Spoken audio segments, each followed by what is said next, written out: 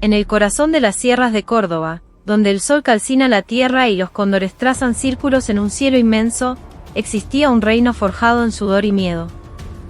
Un orden inquebrantable, gobernado por un poder absoluto, se había solidificado bajo el mando de un solo hombre.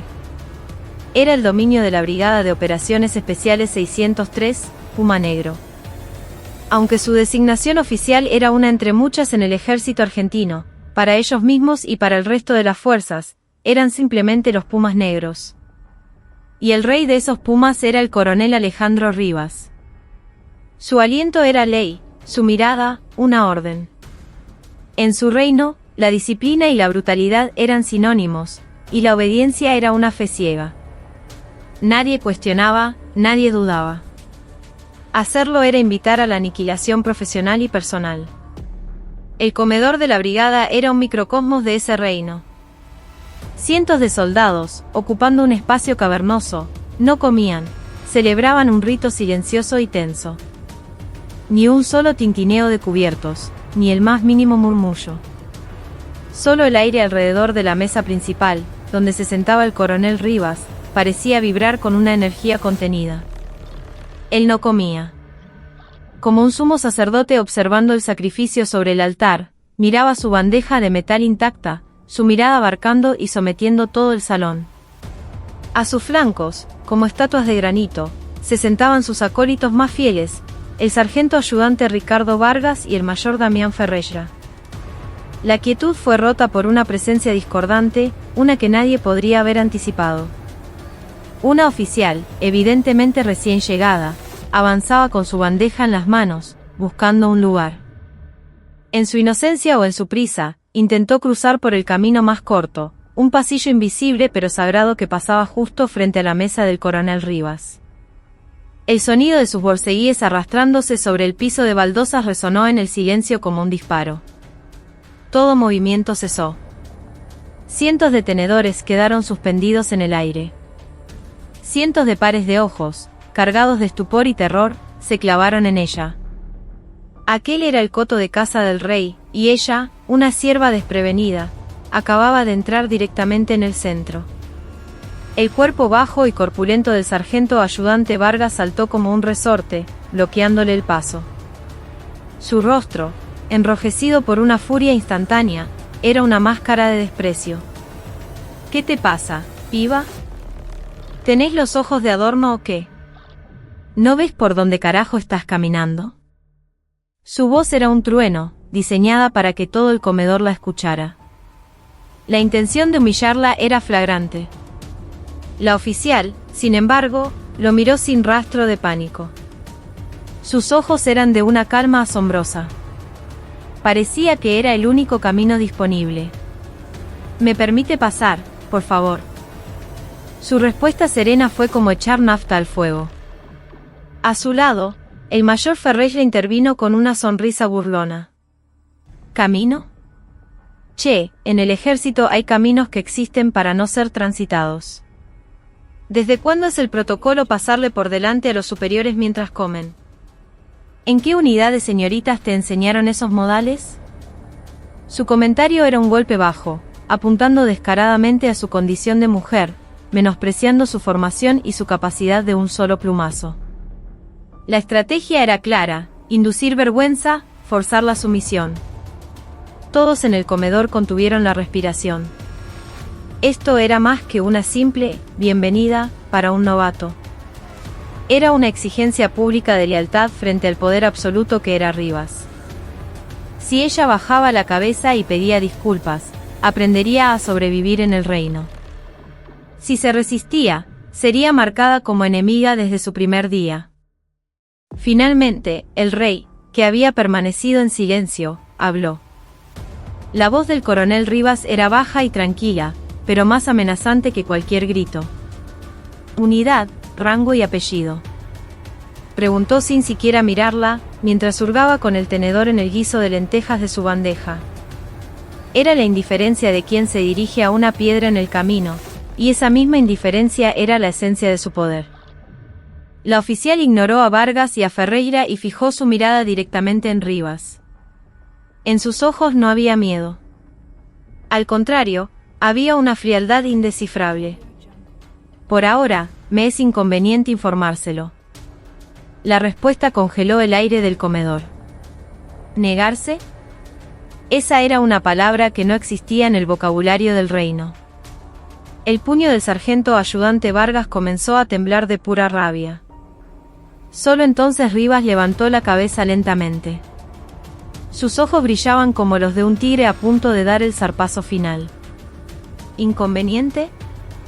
En esta brigada, nadie siente inconvenientes ante mis preguntas. Repito, unidad, rango y apellido. La presión en su voz era una fuerza física que intentaba aplastarla. Pero ella no se quebró. Incluso esbozó una sonrisa casi imperceptible. No era una sonrisa de burla o desafío. Era una sonrisa extraña, como si lo supiera todo, como si estuviera anticipando cada evento que estaba por ocurrir. Pronto lo sabrá con todo lujo de detalles, mi coronel. Con esas palabras, se dio la vuelta para evitar más confrontación, tomando el camino más largo, fue a sentarse en una mesa vacía en el rincón más alejado. En el lugar que ella dejó, cayó un silencio más pesado que cualquier grito. El coronel Rivas no dijo nada. Volvió a tomar su tenedor, pinchó un trozo de chorizo colorado del guiso y se lo llevó a la boca. El sonido de su masticación resonó en todo el salón, un eco ominoso que presagiaba la primera grieta en los cimientos de su reino. Al día siguiente, al alba, una orden de formación de emergencia sacudió a toda la brigada. La razón, la ceremonia de asunción del nuevo comandante. Nadie entendía nada. El puesto había estado vacante durante más de un mes, y nombrar a alguien de forma tan repentina, forzando una formación de madrugada sin precedentes, era, como mínimo, inusual. Miles de soldados, formados en la plaza de armas, estaban agotados por los ejercicios de alerta que habían durado toda la noche, pero el cansancio era superado por la curiosidad y la ansiedad ante el nuevo liderazgo. El coronel Rivas, en particular, estaba visiblemente contrariado. Había dado por sentado que él sería el próximo comandante de la brigada. Su carrera, su control absoluto sobre la unidad y sus contactos en el alto mando, todo apuntaba en esa dirección. ¿Y ahora, un nuevo comandante aparecido de la nada? Lo consideraba un insulto directo, una jugada para socavar su poder. De pie en la primera fila, frente al estrado, su rostro no delataba emoción, pero los músculos de su mandíbula se contraían en un espasmo casi imperceptible. A su lado, Vargas y Ferreira compartían su gesto adusto, sus miradas fijas en el escenario vacío. Finalmente, el nuevo comandante apareció en el estrado, acompañado por generales del Estado Mayor. En ese instante, los ojos de cada soldado en la plaza de armas se abrieron con incredulidad. Aquellos que habían presenciado la escena del comedor el día anterior se frotaban los ojos, convencidos de que estaban alucinando. En el rostro del coronel Rivas, por primera vez, se dibujó una expresión de asombro y furia descarnada. La nueva comandante que avanzaba hacia el centro del estrado era, en efecto, la oficial que había sido públicamente humillada en el comedor. Pero sobre sus hombros ya no llevaba las insignias de coronel.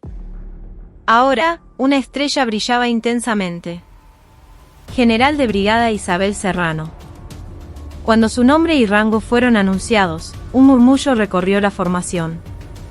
En la unidad más machista y cerrada de todo el ejército, una mujer, y además con el rango de general, asumía el mando. Esto era más que un simple nombramiento, era una declaración de intenciones del alto mando, una ruptura radical con la tradición. Rivas apenas pudo contener la rabia que le subía por la garganta. La actitud desafiante de ayer, esa sonrisa enigmática, todo cobraba sentido ahora. Ella había venido sabiendo perfectamente quién era él. Había venido a ponerlo a prueba, a apuntar directamente el corazón de su reino. Era una declaración de guerra. La general Isabel Serrano se paró frente al micrófono. Su voz era clara y potente. Dejó a un lado el discurso preparado y recorrió lentamente con la mirada a los miles de soldados formados ante ella. Su vista se detuvo un instante en el coronel Rivas. A la frialdad del día anterior se sumaba ahora la gravedad de una comandante. Ayer puse un pie en esta brigada por primera vez, comenzó. Y lo primero que vi fue la forma en que ustedes comen. Ante sus primeras palabras, un nuevo murmullo agitó a las tropas. El incidente del comedor se estaba haciendo oficial. Nunca he visto un ejército donde los soldados no puedan hablar o reír libremente ni siquiera en el comedor. Un ejército que se preocupa más por el humor de un superior que por si la comida les entra por la boca o por la nariz, ¿cómo puede aspirar a tener la máxima capacidad de combate? Su voz se volvía cada vez más firme. Vi con mis propios ojos cómo, por la simple posibilidad de molestar a un oficial superior, un compañero de armas era públicamente humillado y se le bloqueaba el paso. Vi un autoritarismo mal entendido. Su mirada ahora apuntaba directamente al sargento ayudante Vargas y al mayor Ferreira. Los rostros de ambos se pusieron pálidos. Y vi a un oficial que, lejos de corregir esa injusticia, la avalaba con su silencio e indiferencia, reafirmando así su propio poder. Esta vez, la mirada era para el coronel Rivas. Él no desvió la vista. Al contrario, la sostuvo con un brillo desafiante. Isabel Serrano se dirigió entonces a toda la plaza de armas.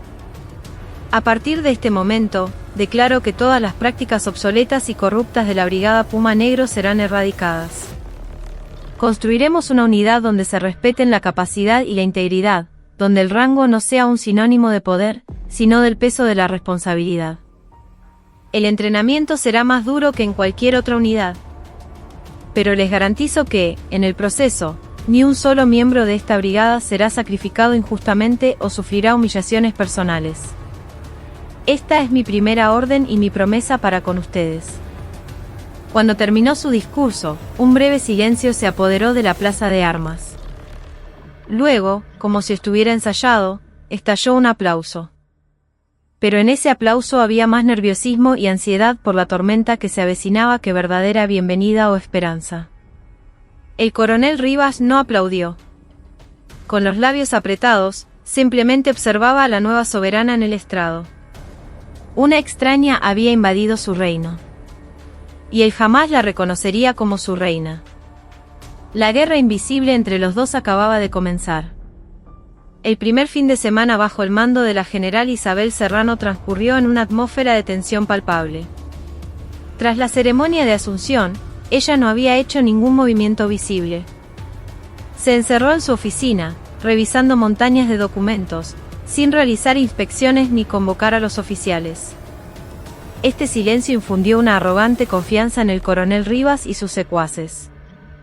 La interpretaron como la vacilación de una general de escritorio, una teórica que, al verse dentro de la jaula de los Pumas, se arrepentía y prefería mantenerse a salvo. Continuaron con sus planes de entrenamiento de fin de semana como si nada, incluso aumentando la dureza de los ejercicios para demostrarle a la nueva comandante cómo se hacían las cosas en la Brigada Puma Negro. El sábado por la mañana, en el campo de entrenamiento de escalada en roca en las afueras de la base, los gritos de esfuerzo resonaban en el aire seco de la sierra. El propio coronel Rivas dirigía el ejercicio. Los comandos ascendían por un acantilado casi vertical, dependiendo de una sola soga vieja y desgastada. El equipo de seguridad era mínimo. Rivas creía firmemente que solo superando el miedo extremo se forjaban los verdaderos guerreros. A su lado, el sargento ayudante Vargas, con los ojos inyectados en sangre, ladraba insultos ante el más mínimo error de los soldados. Fue entonces cuando un jeep rompió la rutina del entrenamiento, levantando una nube de polvo rojizo al acercarse a toda velocidad. Del vehículo descendió la general Serrano, vestida con uniforme de combate. Su llegada silenció de golpe todos los ruidos del lugar. Rivas, aunque sorprendido por su inesperada visita, se acercó a ella con una sonrisa de suficiencia. ¿Mi general? ¿Qué la trae a este lugar tan agreste? El aire aquí es muy distinto al de una oficina. Sus palabras destilaban un sutil sarcasmo. Isabel le ignoró, sus ojos afilados recorriendo a los hombres que colgaban de la pared de roca, cubiertos de sudor y tierra. Su mirada se detuvo en las sogas raídas que sostenían sus vidas. Estaban visiblemente desgastadas en varios puntos, deshilachadas, y su color original era irreconocible bajo la gruesa capa de polvo. ¿Cuándo fue la última vez que se reemplazaron esas sogas?, preguntó con una frialdad cortante. El mayor Ferreira, encargado de logística, comenzó a sudar frío y balbuceó una respuesta. Bueno, según el reglamento, su vida útil aún no ha expirado, mi general. Vargas intervino para apoyar a su superior. Mi general, en la brigada Puma Negro no tenemos lugar para flojos que le echan la culpa al equipo. Esas sogas no son ningún problema para mis hombres. Isabel soltó un bufido de desdén. Cogió una de las sogas de repuesto que estaban en el suelo. Con sus manos enguantadas, la retorció con fuerza en una sección. Las viejas fibras cedieron y se deshicieron sin oponer resistencia. El estado del equipo se verifica en el terreno, no en los papeles de un escritorio. ¿Así que con esta porquería de soga estaban arriesgando la vida de los soldados? Su reprimenda, dura y directa, hizo que el rostro de Rivas se contrajera. Era un desafío frontal a sus métodos de entrenamiento, a su filosofía de mando. No podía retroceder. Mi general, en combate real las condiciones pueden ser mucho peores. Una mentalidad fuerte puede superar las limitaciones del equipo. Ese es el orgullo de nuestra brigada. ¿Orgullo? Un orgullo precario que se sostiene con la vida de los hombres como garantía. Isabel decidió que las palabras eran inútiles. Tenía que actuar. Comenzó a ponerse un casco y un arnés. Su acción repentina dejó a todos estupefactos. Voy a subir yo misma. Quiero comprobar con mis propios ojos cuán resistente hace una mentalidad fuerte a esta soga podrida. Vargas, horrorizado, intentó detenerla. Mi general, no. Es demasiado peligroso. Rivas también estaba desconcertado, pero su orgullo le impidió intervenir. Por dentro, se burlaba. Pensaba que era el capricho de una generala que nunca había enfrentado una dificultad real. Estaba seguro de que se rendiría a los pocos metros. Pero sus predicciones fueron completamente erróneas. Isabel Serrano comenzó a escalar sin la menor vacilación. Sus movimientos eran increíblemente ágiles y precisos. Su cuerpo esbelto y sin un gramo de grasa se movía como un puma pegado a la roca. A pesar de la pendiente pronunciada y los inestables puntos de apoyo, ascendió sin titubear, ganando altura con una fluidez asombrosa. Y lo hacía dependiendo de la misma soga que todos consideraban un peligro mortal.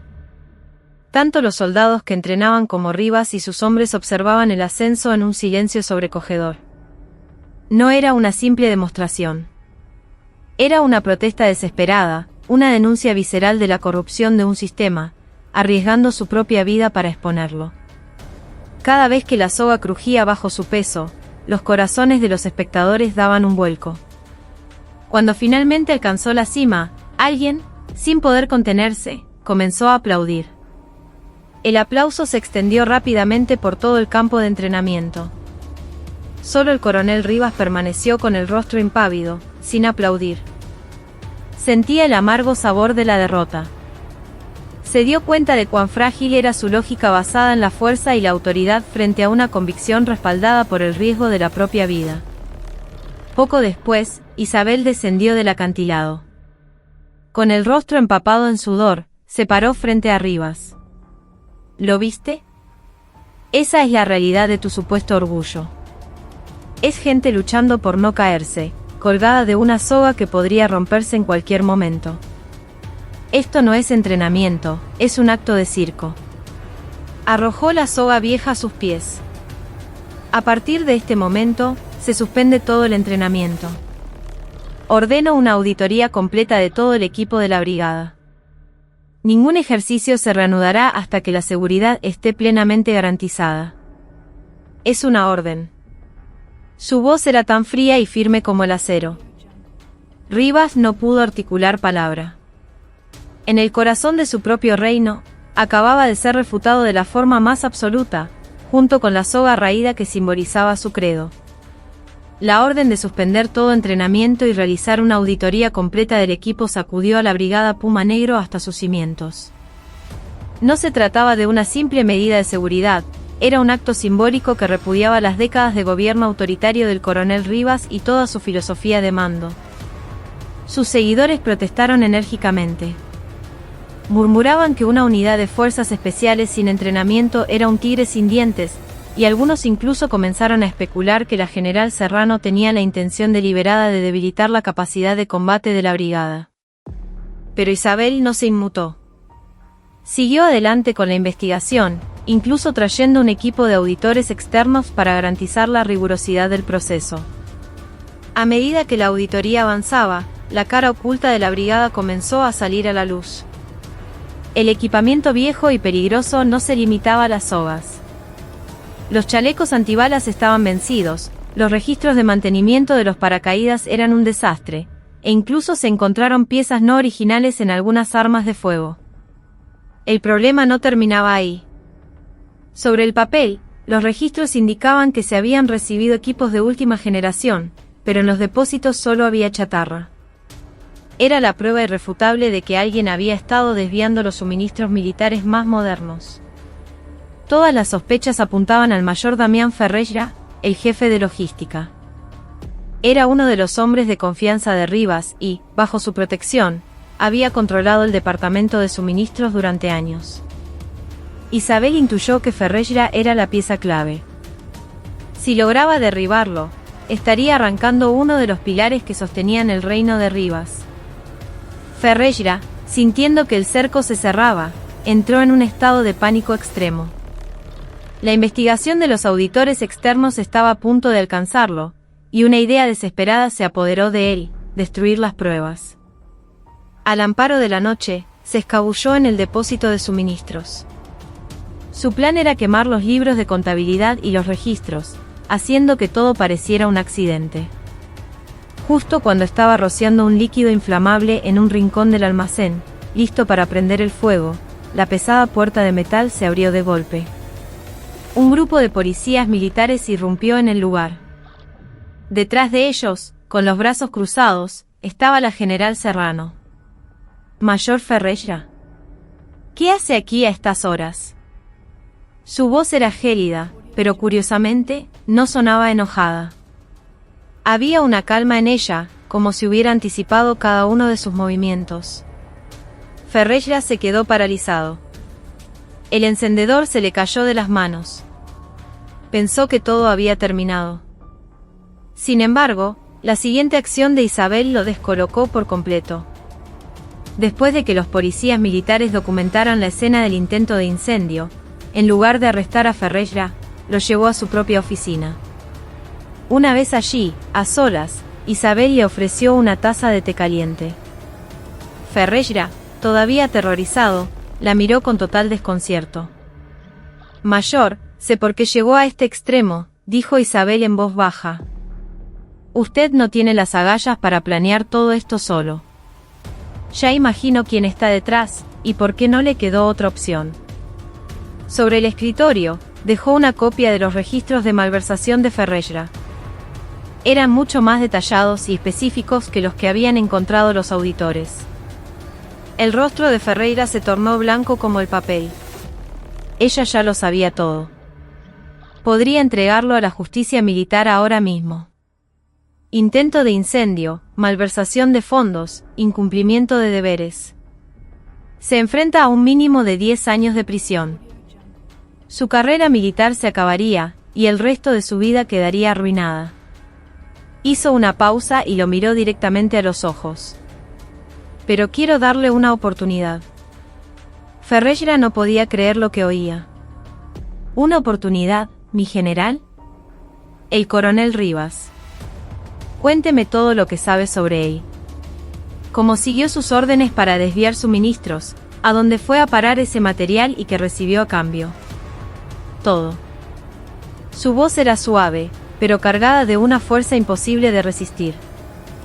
«Si dice la verdad, me aseguraré de que reciba la máxima consideración por su cooperación. Le prometo que su familia no tendrá que soportar la vergüenza de ser señalada como la familia de un criminal». Utilizó la zanahoria y el garrote simultáneamente. Le hizo ver la gravedad de su delito, pero al mismo tiempo le ofreció la única vía de escape posible. Ferreira estaba en una encrucijada. Traicionar al coronel Rivas era algo que ni siquiera se había atrevido a imaginar. El miedo que le tenía estaba grabado a fuego en sus huesos. Pero no podía aceptar ir a la cárcel y cargar con toda la culpa. Las caras de su esposa y su pequeña hija pasaron por su mente. Isabel percibió su angustia. La elección es suya, mayor. ¿Se hundirá con el barco que se está pudriendo o se subirá al último bote salvavidas? ¿De verdad cree que el coronel Rivas se hará cargo de usted? Lo desechará como un fusible quemado para protegerse. Así es como él ha sobrevivido siempre. Esa última frase fue el golpe de gracia que destrozó la resistencia de Ferreira. Conocía mejor que nadie la crueldad de Rivas. En momentos de crisis, Rivas siempre sacrificaba al más débil para salvarse. Finalmente, Ferreira rompió en sollozos. Y comenzó a confesar, una por una, todas las corruptelas y crímenes que se habían cometido durante años bajo la sombra del coronel Rivas. Su confesión fue el proyectil más potente disparado contra el reino de Rivas. La confesión del mayor Ferreira era como una pequeña grieta en una represa gigantesca. La general Isabel Serrano planeaba explotar esa grieta con paciencia para derrumbar la estructura completa. Pero no tenía prisa. El testimonio de Ferreira, por sí solo, no era suficiente para derribar a una figura tan colosal como el coronel Rivas. Su poder se extendía como una telaraña por toda la brigada, y la legión de seguidores que lo veneraban ciegamente era formidable. Un ataque precipitado podría generar una contraofensiva devastadora. Necesitaba un golpe de gracia, el testimonio de alguien respetado dentro de la unidad. Su mirada se fijó en una persona, el teniente coronel Mateo Acosta. Era el jefe de operaciones de la brigada y un hombre de confianza de Rivas desde hacía mucho tiempo. Aunque gozaba del pleno respaldo de Rivas, Acosta era diferente de Vargas o Ferreira. Admiraba la férrea disciplina y el liderazgo autoritario de Rivas, pero al mismo tiempo, era un militar con conciencia que sufría en silencio por las oscuras consecuencias que generaban esos métodos. Isabel vio la fisura latente en su interior. Convocó a Acosta a su oficina en secreto. Cuando el teniente coronel entró, su rostro reflejaba una tensión evidente. Sabía que era considerado gente de Rivas. «Siéntese, teniente coronel. Lo llamé porque quiero escuchar su opinión», dijo Isabel con una voz sorprendentemente suave. Colocó una vieja carpeta sobre el escritorio. La etiqueta decía, «Informe de accidente fatal». Contenía los registros de la muerte del soldado voluntario Lucas Vidal, ocurrida durante un ejercicio nocturno varios años atrás. La causa oficial de la muerte se había cerrado como negligencia y falta de pericia del propio soldado.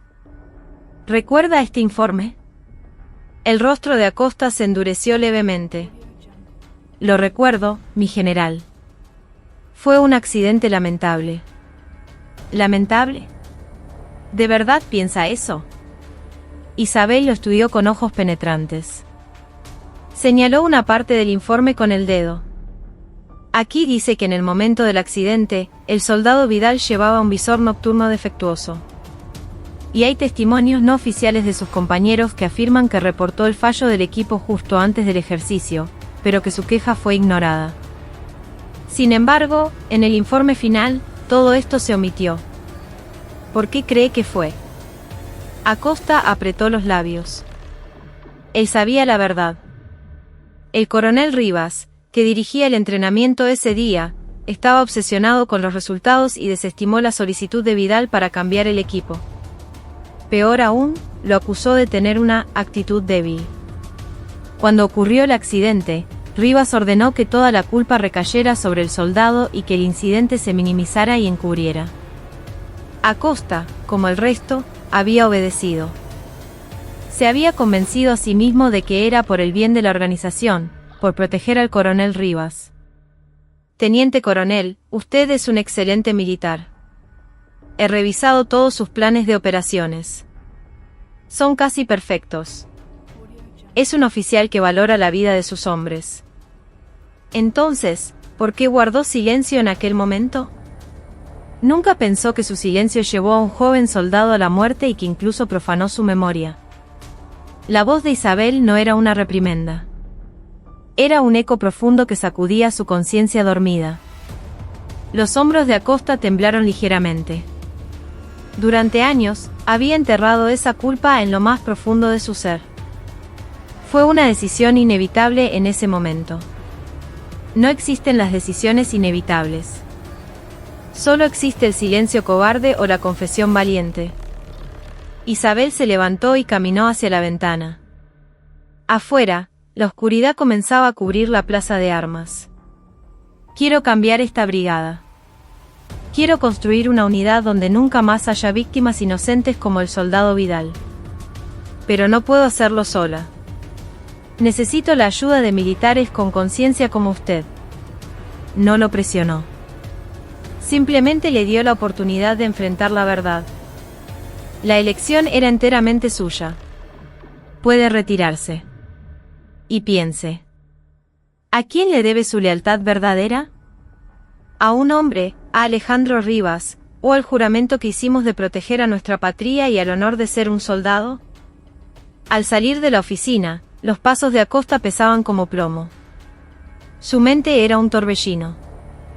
La lealtad y la gratitud hacia Rivas chocaban violentamente con la culpa por la muerte de Vidal y su conciencia como militar. Pasó la noche en vela, torturado por el dilema. A la mañana siguiente, el teniente coronel Acosta había tomado una decisión.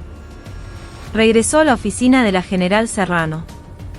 Sus ojos estaban enrojecidos por la falta de sueño, pero en ellos había una determinación férrea que antes no existía. Se paró frente a Isabel e hizo una profunda reverencia. Mi general, le diré todo lo que sé. Testificaré sobre la verdad del accidente del soldado Lucas Vidal y sobre todas las injusticias que presencié bajo las órdenes del coronel Rivas durante estos años. Su confesión fue el detonador que activó la demolición del reino de Rivas. La espada de su hombre más leal apuntaba ahora directamente a su corazón. Isabel le dio una palmada suave en el hombro. En sus ojos había confianza en Acosta, y también la fría determinación de quien se prepara para enfrentar a un enemigo formidable. La denuncia interna del teniente coronel Acosta y la confesión del mayor Ferreira desencadenaron una investigación a gran escala por parte de la Fiscalía Militar. Se formó un comité de investigación especial, y la Brigada Puma Negro enfrentó la mayor crisis desde su fundación. El coronel Rivas negó rotundamente todas las acusaciones. Afirmó ser víctima de una conspiración política orquestada por fuerzas externas y la nueva comandante, y se resistió con fiereza. Sus seguidores intentaron obstruir la investigación, protegiéndolo e intentando intimidar a los testigos. Pero la marea de la verdad ya había superado el dique y avanzaba imparable. El teniente coronel Acosta compareció ante el comité y reveló cada detalle sobre la verdad de la muerte del soldado Lucas Vidal. Su testimonio expuso crudamente la inhumanidad y la inmoralidad inherentes al liderazgo de Rivas. Describió cómo Rivas había falsificado pruebas y coaccionado a sus subordinados para encubrir el incidente, y cómo, lejos de sentir remordimiento, había calumniado a Vidal, tildándolo de soldado débil para evadir su propia responsabilidad. A continuación, testificó el mayor Ferreira. Con libros de contabilidad y registros de transacciones como prueba, demostró cómo, durante años y bajo las órdenes de Rivas, había desviado sistemáticamente suministros militares y la magnitud de la malversación. Los equipos robados se vendían en el mercado negro o se usaban como sobornos para gestionar los contactos personales de Rivas. Quedó claro porque en los depósitos solo había chatarra en lugar de los chalecos antibalas y visores nocturnos de última generación. El dinero destinado a proteger la vida de los soldados había sido usado para satisfacer su ambición personal. Acorralado, incluso el sargento ayudante Vargas le dio la espalda a Rivas. Para reducir su propia condena, confesó todos los actos de abuso y violencia que había infligido a los soldados por orden de Rivas. Su testimonio vívido reveló cómo Rivas había utilizado el miedo y la violencia para mantener su reino, y cómo aquellos que se oponían a sus órdenes eran sistemáticamente marginados y destruidos dentro de la brigada. Frente a la avalancha de revelaciones de sus hombres más leales, Rivas se derrumbó. El reino que había construido, que parecía una fortaleza inexpugnable, se desvaneció como un espejismo. Quienes lo seguían le dieron la espalda, y aquellos que habían vivido bajo su yugo ahora lo señalaban con el dedo.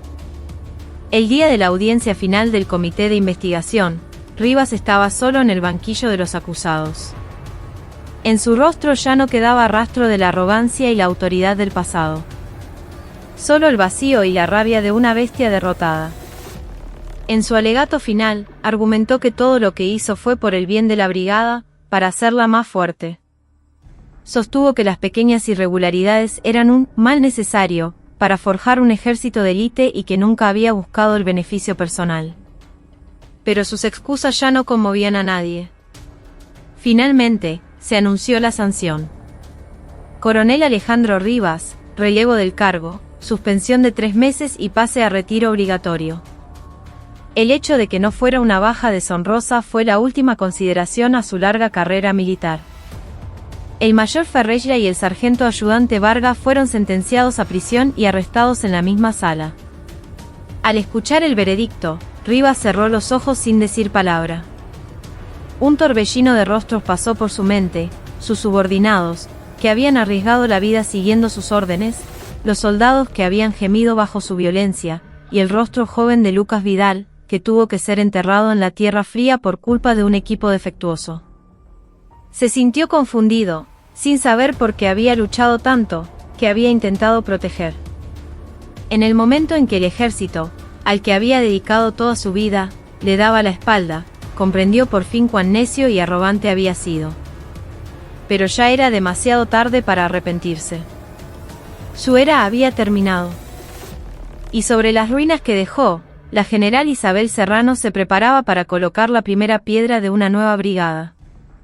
La sombra del coronel Rivas, una vez que fue retirada, dejó a la brigada Puma Negro sumida en un profundo caos y un vacío de poder.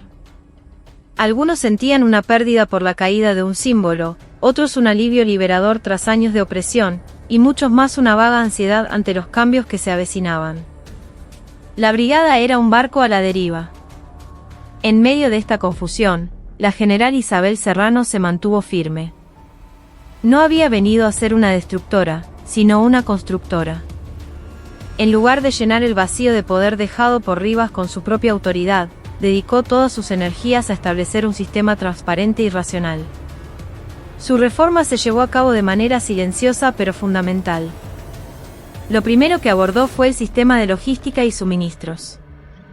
Implementó un sistema de gestión digital integrado que permitía rastrear en tiempo real la entrada, salida y el inventario de todos los bienes militares. A cada artículo se le asignó un código de barras único, y se establecieron múltiples niveles de autorización y verificación cruzada, haciendo imposible que una sola persona alterara la información. Desviar suministros con unos pocos papeles se había vuelto imposible. Luego, innovó el sistema de seguridad en el entrenamiento.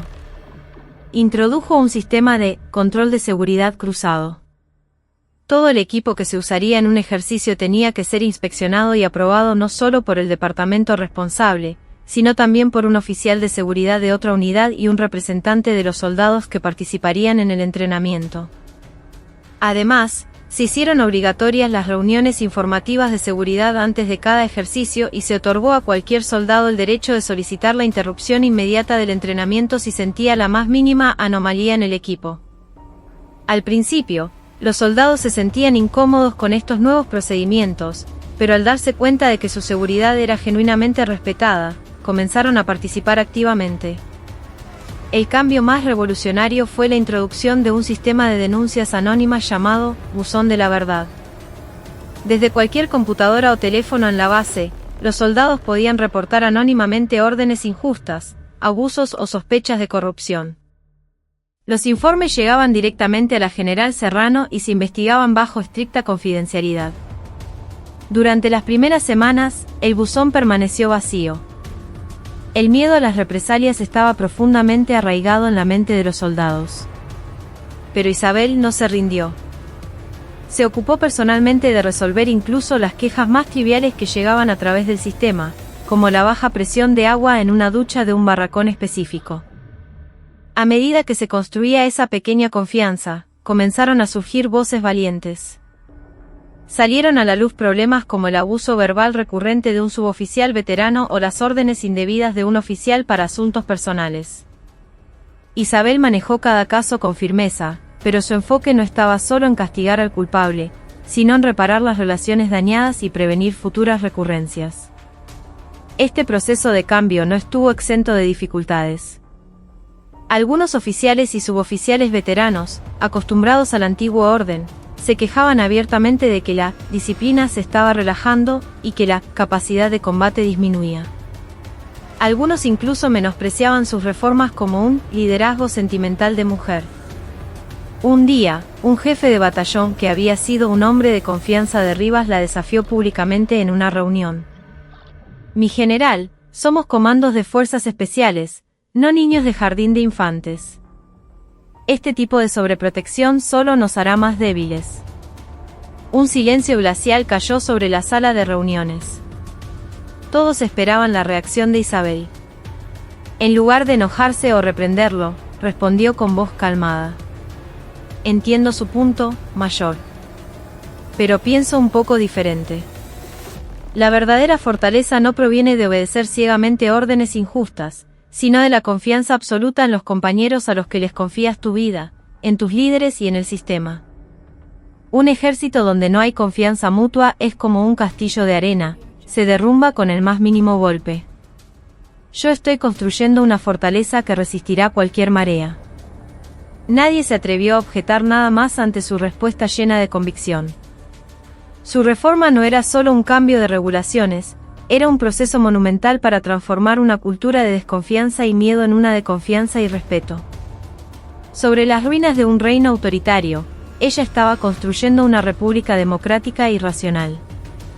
El cambio era lento, pero echaba raíces profundas y firmes. Relevado de su cargo y cumpliendo sus 3 meses de suspensión, Alejandro Rivas experimentó un aislamiento total en su casa. Sin su uniforme, ya no era el rey de la brigada Puma Negro. El teléfono, que antes no paraba de sonar con llamadas aduladoras, ahora estaba en silencio. Las visitas de sus subordinados cesaron por completo. El mundo parecía haberse olvidado de él. Los primeros días, consumido por una rabia insoportable y un sentimiento de traición, se refugió en el alcohol. El odio hacia Costa y Ferreira, los hombres que lo habían traicionado, y hacia Isabel Serrano, la mujer que le había arrebatado todo, lo carcomía por dentro. Pero a medida que pasaban los días y los efectos del alcohol se disipaban, lo que llenaba su interior no era la ira, sino un profundo vacío. Había vivido toda su vida como militar. Su identidad se había construido sobre su uniforme, su rango y la obediencia de sus hombres. Sin todo eso, no sabía ni quién era. Deambulaba por la casa vacía, rememorando sus décadas de servicio. Los entrenamientos brutales, las operaciones al borde de la muerte, los vítores de sus hombres, todo aquello había sido su orgullo. Una noche, sacó una vieja caja que guardaba en el fondo de su estudio. Estaba llena de cartas y fotos de sus subordinados, desde que era un joven oficial. Observó las fotografías cubiertas de polvo una por una. Jóvenes soldados, con rostros apenas adolescentes, que lo habían seguido y respetado como un padre. Para estar a la altura de su confianza, se había esforzado por ser el comandante más fuerte y estricto. ¿Pero en qué momento fue? ¿En qué momento su obsesión por la fortaleza se convirtió en arrogancia, y su afecto por sus hombres se transformó en un deseo de controlarlos? Su dedo se detuvo en una fotografía. Era un joven soldado sonriendo radiante. Lucas Vidal. Contempló ese rostro durante un largo rato. La culpa lo golpeó como una ola gigantesca. Tuvo que enfrentar la verdad que había estado evitando deliberadamente. La muerte de Vidal no fue un simple accidente. Fue un asesinato, producto de su propia arrogancia y autoritarismo, por haber ignorado el equipo defectuoso, desestimado la súplica de un subordinado y obsesionarse únicamente con los resultados del entrenamiento. Se sentó en su escritorio y tomó una lapicera. Después de una larga vacilación, comenzó a escribir, letra por letra, una carta. Era para los padres de Lucas Vidal. No incluyó ninguna excusa. Admitió honestamente su error y pidió perdón por haberles arrebatado la preciosa vida de su joven hijo. Recordando el rostro de los padres llorando sobre el cuerpo frío de su hijo, gruesas lágrimas cayeron sobre el papel. Eran las primeras lágrimas que derramaba en décadas. Después de sellar la carta, sintió como si una enorme roca que oprimía su corazón se hubiera movido un poco. No era una expiación completa, pero era el primer paso en un largo camino de arrepentimiento. Cerca del final de su suspensión, reflexionó profundamente sobre su futuro. No podía ni quería volver al ejército. Su honor estaba por los suelos y no había lugar para él. Decidió quitarse el uniforme por su cuenta. Redactó su solicitud de retiro voluntario. Era el momento de elegir él mismo su despedida del ejército, aquello que había sido su todo durante décadas. Cuando regresó por última vez a la brigada Puma Negro para recoger sus cosas, sintió que todo había cambiado. Los rostros de los soldados eran más luminosos, y de los barracones salían risas. El comedor ya no era un espacio de silencio asfixiante. Sintió una extraña mezcla de alienación y una peculiar paz. Tuvo que admitir que el estado actual de la brigada era mejor para ella que el reino que él había creado. Mientras recogía sus últimas pertenencias de la que había sido su oficina, la general Serrano vino a verlo. Un silencio incómodo flotó entre ellos. Fue Isabel quien habló primero. Ya ha decidido sus planes a futuro. Rivas sonrió con amargura y le entregó su solicitud de retiro. Creo que ya es hora de irme. Durante mucho tiempo creí que mi camino era el correcto, pero estaba completamente equivocado. En su voz ya no había rastro de la antigua arrogancia. Isabel lo observó por un momento y luego le hizo una propuesta inesperada. ¿Le gustaría quedarse en la brigada, si no le molesta? Como asesor en el archivo histórico de las Fuerzas Especiales. Nadie conoce la historia y el espíritu de esta unidad mejor que usted, coronel. Su experiencia podría ser una buena base para el futuro de la brigada. Rivas la miró con asombro. No podía creer que esa propuesta viniera de la persona que lo había destruido. No era lástima ni caridad. Era una oferta sincera que reconocía su pasado y respetaba el valor que aún le quedaba. En los ojos de Isabel no vio odio, sino la mirada de una comandante que pensaba en el futuro de la unidad. ¿Cree que merezco tal cosa? Su voz tembló ligeramente. El mérito se lo crea uno mismo. Cualquiera que tenga el valor de reflexionar sobre sus errores pasados y empezar de nuevo, tiene el derecho. Isabel le tendió la mano. Rivas dudó un instante, pero luego la estrechó. En el momento en que sus manos se encontraron, la larga y encarnizada batalla llegó a su fin. No era el apretón de manos entre un ganador y un perdedor. Era un pacto silencioso de reconciliación por el futuro de la brigada, entre quien despedía una era y quien inauguraba una nueva. Con el paso de los meses, la brigada Puma Negro se transformó visiblemente. Las semillas de la reforma que la general Serrano había plantado echaron raíces fuertes en toda la unidad, y comenzaron a dar frutos de confianza y comunicación. Los soldados ya no soportaban las injusticias en silencio por miedo a sus superiores. El buzón de la verdad funcionaba activamente, y los problemas que se planteaban a través de él se resolvían de manera rápida y justa. El entrenamiento se volvió mucho más científico y sistemático. Se distribuyó equipo de última generación y gracias a los exhaustivos controles de seguridad, no se produjo ni un solo accidente. Sin embargo, la intensidad del entrenamiento no disminuyó en absoluto.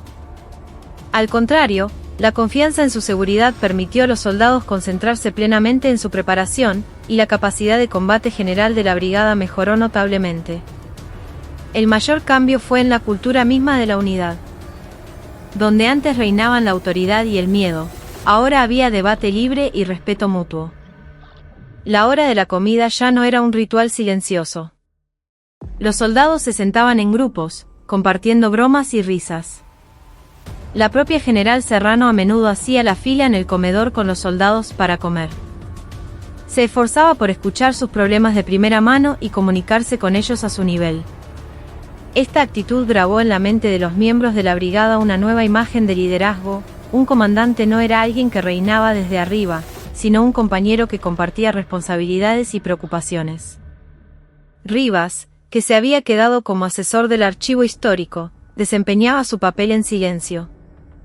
Los miembros de la unidad, que al principio se sentían incómodos y desconfiados con él, comenzaron a abrirse poco a poco al ver a un hombre despojado de su antigua arrogancia, dedicado a organizar la historia de la brigada. Enseñaba a los jóvenes oficiales sobre tácticas y experiencias de combate pasadas, compartiendo su conocimiento sin reservas. En sus enseñanzas ya no había el autoritarismo que exigía obediencia ciega. Solo quedaba la sinceridad de un viejo soldado que amaba su unidad. Una calurosa tarde de verano, después de un entrenamiento, la general Serrano organizó que se sirviera mate cocido con tortas fritas para toda la brigada. Bajo una carpa instalada en un lado de la plaza de armas, los soldados, sin distinción de rango, compartían la merienda. Allí estaban también la general Serrano y Rivas, del archivo histórico. Rivas observaba en silencio a una persona sentada frente a él. Era el teniente coronel Mateo Acosta, quien una vez fue su más fiel subordinado y luego el hombre que le asestó el golpe más duro. Todavía había un aire incómodo entre ellos, pero ya no había odio ni resentimiento. Fue Rivas quien rompió el hielo. «Están bastante buenas estas tortas fritas». Acosta, sorprendido, lo miró por un instante y luego sonrió levemente. «Sí, la verdad que sí.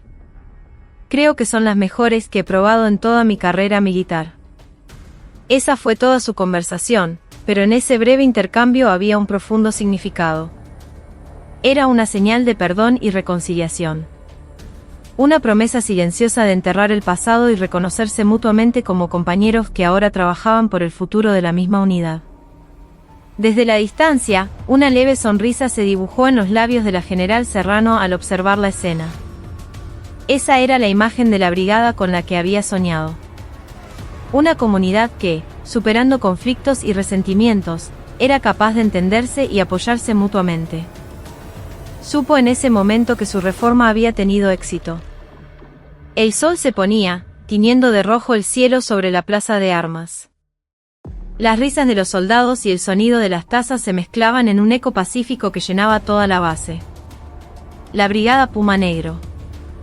Una vez un reino oscuro dominado por la ambición de un solo hombre, ahora renacía como una unidad fuerte y saludable, construida por todos. Su verdadera leyenda comenzaba a escribirse en ese preciso instante. El cambio en la brigada Puma Negro provocó una onda de choque en todo el ejército. Aquellos que inicialmente se habían burlado y menospreciado las reformas de la general Serrano, comenzaron a reconocer su liderazgo al ver la notable mejora en la moral y la capacidad de combate de la unidad. El desempeño abrumador de la brigada en un ejercicio militar conjunto, en particular, sorprendió a todos. Ya no utilizaban métodos temerarios e impulsivos como en el pasado, sino que ejecutaban las misiones a la perfección mediante una planificación meticulosa, una comunicación impecable entre los miembros del equipo y tácticas creativas que aprovechaban equipos de última generación. Su fuerza ya no era la fuerza inestable que dependía de unos pocos héroes. Era una fuerza sólida y flexible, basada en el sistema y la confianza. La general Serrano no se durmió en los laureles. Buscó constantemente nuevos desafíos.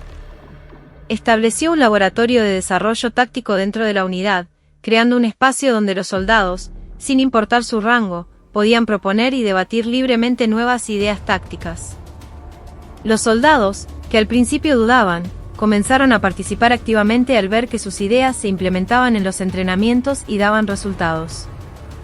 Incluso la idea propuesta por un soldado raso fue adoptada como táctica estándar para toda la brigada. La unidad evolucionaba y se desarrollaba como un organismo vivo. Mientras tanto, un pequeño cambio también llegó a la vida de Rivas, quien pasaba sus días tranquilamente como asesor en el archivo histórico. Recibió una respuesta de los padres de Lucas Vidal. La carta no contenía reproches ni ira, sino palabras de agradecimiento por no haber olvidado a su hijo y por haberse disculpado sinceramente. Y al final de la carta, había una frase: le rogamos que dedique el resto de su vida a formar excelentes soldados, también en nombre de nuestro hijo.